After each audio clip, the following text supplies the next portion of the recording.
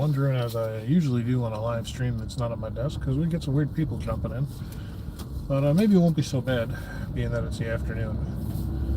Just running out of my lunch to run an errand, and didn't get a chance to do it this morning. I need a couple of extra. I slept an extra hour and a half this morning. Skipped the gym, had to be at work early.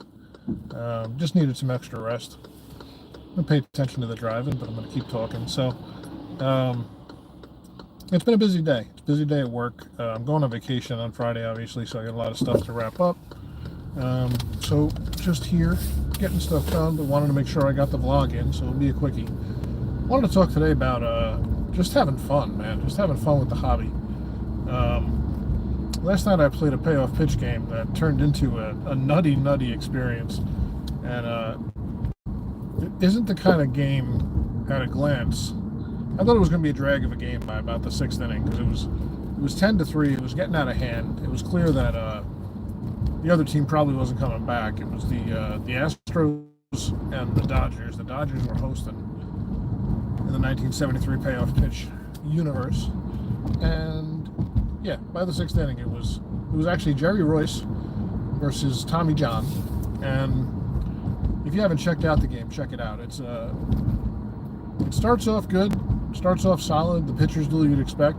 Well, not really. Actually, Houston scores pretty quick. Or maybe it was LA. I forget who scored first. Anyway, it was hard to remember because, man, it just went wild. By the 6th, I thought I was having a dud of a game on stream, and I was just trying to roll through it. You know, I try to pick up the pace when they're getting out of hand and it's not close. And lo and behold, things got interesting, and not in a close game way, in a holy mackerel, this is an epic blowout way. And things are just getting funny. The Dodgers are getting shelled, and they just kept going through pitchers. Nobody could keep anybody off the base. I cannot tell you how many times I rolled in the patient column. It got to the point where I would actually sigh in exasperation every time I rolled the patient for the Astros against Dodgers pitching. They ended up with something like a dozen walks, a lot of hits. I didn't tally them because I used Digital Diamond, but suffice it to say, things went nuts. A grand slam broke it open by Dave Rader, and then we ended up. It ended up after 8, 19-4. And the whole thing in the 9th inning was, can we get to 20? And what ended up happening was the Astros, the Dodgers pinch hit with a guy named Paul Powell, who had one at bat and discarded in payoff pitch, which I love. The guy had one at bat in 1973, and I was like, I got to look him up, man. Maybe this is his only major league at bat. Turns out he played for the Twins in 71, and then had a few more at bats for the Dodgers in 74. I think he had 47 career plate appearances. So he comes in to pinch hit for the pitcher with 2 outs in the 8th for Los Angeles, and I believe he popped out to first. But then I was pretty much out of pitchers for LA to deal with. The only guy they had left was their best pitcher, who I'm not thinking of it now, but he's their closer. And I was like, I really don't want to put him in. So I figured 21-4, or actually at that point it was 19-4. I figured it was time to put in the emergency pitcher card for payoff pitch, and I left Paul Powell in to pitch. So he pitched the 9th against Houston, and he did better than most of the other Dodgers pitchers. That guy gave up a couple of runs. I was basically calling the game like Bob Uecker in Major League at the end.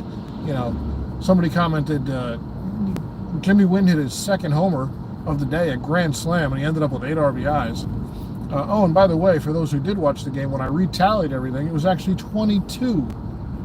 It was 22-4, and when it was all said and done. So Powell gave up 3 runs in the 9th, which was less than everybody but Charlie Huff, who came on in relief. Charlie Huff pitched 2 innings of scoreless relief for Los Angeles. He was their star. Steve Garvey drove in 3 runs for the Dodgers. Jimmy Wynn hit 2 homers, a 3-run shot and a 4-run shot in back-to-back innings, a grand slam, yes. And then drove in a run with a grounder against Powell in the 9th.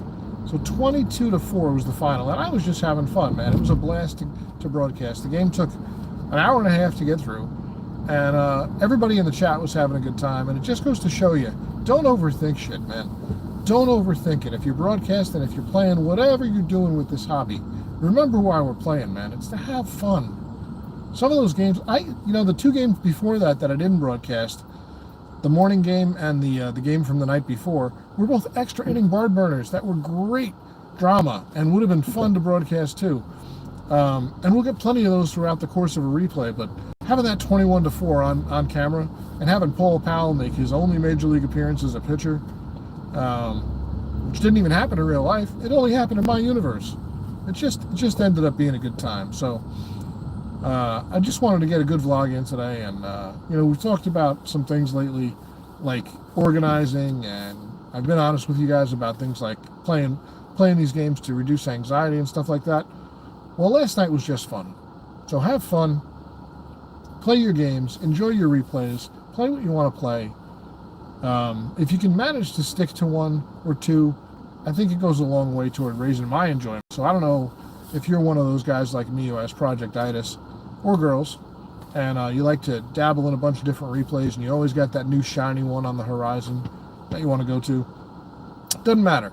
Like, that drove me nuts for the last couple of years. I've been replay hopping, project hopping like a madman, probably for more than a couple of years, because it's probably been 6 or 7 years since I started the projectitis thread on StratFan Forum, and yeah, it's been a problem of mine. And now that I'm really focused in on one, and I'm going to start a second one, and that's it. I got 1960. We're going to unbox it probably tomorrow night on stream before I go on vacation. Just have a good time, man. Just have fun. Embrace the chaos. Embrace the nutty occurrences that happen in your games. It's okay. I screwed up a couple of scorekeeping calls there. Like, I missed that third run because I didn't realize a grounder scored a guy. So I just adjust. You just move forward. I left the guy in after he was fatigued for a couple of batters. Jerry Royce actually should have been fatigued, I believe, to start the 7th inning. And I missed it because I was so focused on the huge lead. I didn't even think, wow, he's given up 3 runs. His fatigue inning's the 7th. What, am I going to beat myself up because I let him pitch to 2 batters without fatigue? No, we throw the fatigue card out there. And I would have done the same thing if it was a close game. I wouldn't have retconned it. I wouldn't have gone backwards, right? I just would have moved forward. Roll forward, guys. All right, have fun with the hobby. It's a great time. I'm going to hang out with the wife tonight because we're both having a bit of a day. But I wanted to run an errand on my lunch, get a good vlog in. We're going to get some Italian food, a little bottle of wine, and watch some Netflix or something tonight. But I'll be on tomorrow with the vlog in the morning, I think. And then in the evening, we're going to do an unboxing of 1960 Stratomatic. It's still in that fresh Stratomatic box from Glen Head, Long Island. And I'm really hoping that I have another unboxing to go with it. So, but that'll be a surprise. So thank you guys for hanging out with me today. Real short vlog.